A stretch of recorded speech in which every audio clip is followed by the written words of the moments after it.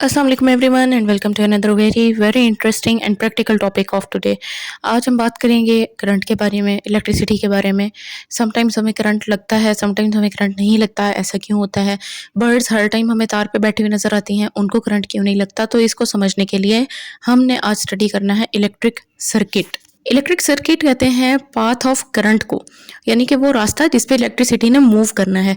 इसकी further detail में जाने से पहले हमें ये पता होना चाहिए कि इसमें क्या क्या चीज़ें इन्वॉल्व हैं। उनको हम कहते हैं कंपोनेंट्स ऑफ इलेक्ट्रिक सर्किट, जिसमें आमतौर पे सबसे पहले जो कंपोनेंट कंसीडर किया जाता है उसको बैटरी कहते हैं, जिसको आमतौर पे आप घरों में सेल का नाम भी देते हैं। उसे आप गौर से देखें तो एक साइड पे पॉजिटिव का साइन होता है, एक साइड पे नेगेटिव का साइन होता है, जो चार्जेस को शो कर रहा होता है। बेसिकली आप समझें कि इलेक्ट्रिक सर्किट में इलेक्ट्रिसिटी फ्लो करने के लिए ये बैटरीज एनर्जी प्रोवाइड करती हैं, जिसको हम साइंस की ज़बान में वोल्टेज का नाम देते हैं या फिजिक्स की ज़बान में वोल्टेज का नाम देते हैं।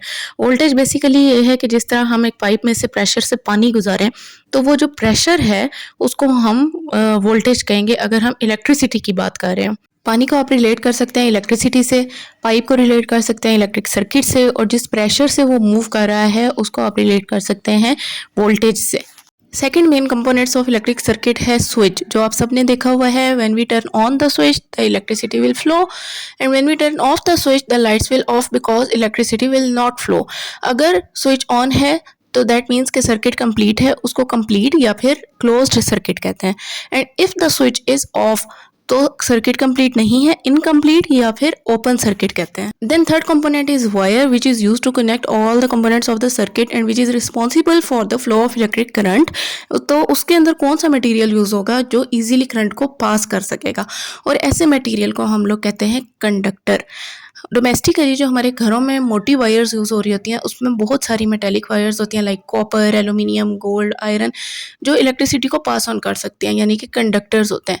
और जो मटेरियल्स इलेक्ट्रिसिटी को पास नहीं कर सकते उन्हें इंसुलेटर्स कहते हैं, तो वो इन वायर्स में मटेरियल यूज़ नहीं किए जाते। But the interesting thing is this कि हमारे घरों में जो वायर्स यूज़ होती हैं उनको कवर किया हुआ होता है इंसुलेटर शीट्स से, जैसे रबर से, क्लॉथ से या किसी भी प्लास्टिक से कवर कर दिया जाता है, ताकि करंट हमें ना लग सके, क्योंकि वो जस्ट कवर है। अंदर सर्किट कंप्लीट है लेकिन कवर किस लिए कर दिया जाता है? ताकि करंट हम तक ना पहुंच सके। देन फोर्थ नंबर पे आ जाता है बल्ब, लैंप या कोई भी इलेक्ट्रिक एप्लायंसेस जिनको रन करने के लिए ही हमें इलेक्ट्रिसिटी रिक्वायर्ड होती है या ये सर्किट बिल्डअप करने की ज़रूरत पड़ती है। Fan, bulbs, tubelights, iron, washing machine and all the appliances that works with the help of electricity, वो सब इस कैटेगरी में आ जाते हैं।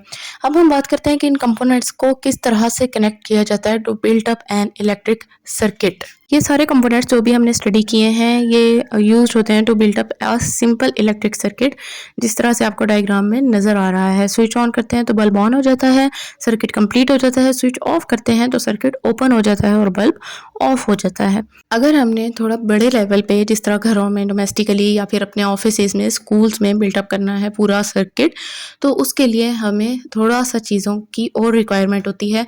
वोल्टेज को मेजर करने के लिए वोल्ट मीटर यूज़ होता है, करंट को मेजर करने के लिए एम्पियर मीटर यूज़ होता है, इलेक्ट्रिकल एनर्जी को स्टोर करने के लिए कैपेसिटर्स यूज़ होते हैं। और बड़े सर्किट्स में ये होता है कि करंट जब फ्लो कर रहा होता है तो उसमें रुकावट भी आ सकती है, जिसको हम रेजिस्टेंस कहते हैं, तो उसके लिए रेजिस्टर्स का भी यूज़ किया जाता है।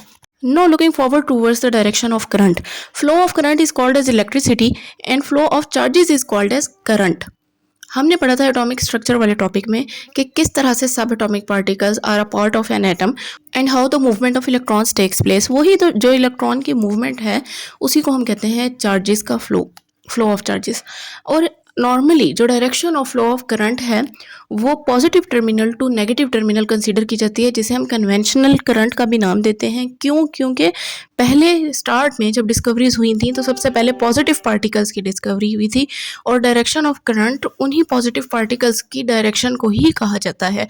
क्योंकि बाद में जब ये चीज़ डिस्कवर हुई कि प्रोटॉन्स मूव नहीं करते, इलेक्ट्रॉन्स मूव करते हैं, तो सारे मैथमेटिकल कैलकुलेशंस हो चुकी थी, और जब चीज़ों को चेक किया गया तो उनमें कोई डिफरेंस नहीं आ रहा था, तो उसको कह दिया गया कन्वेंशनल करंट, जो कंसीडर किया जाता है अभी तक।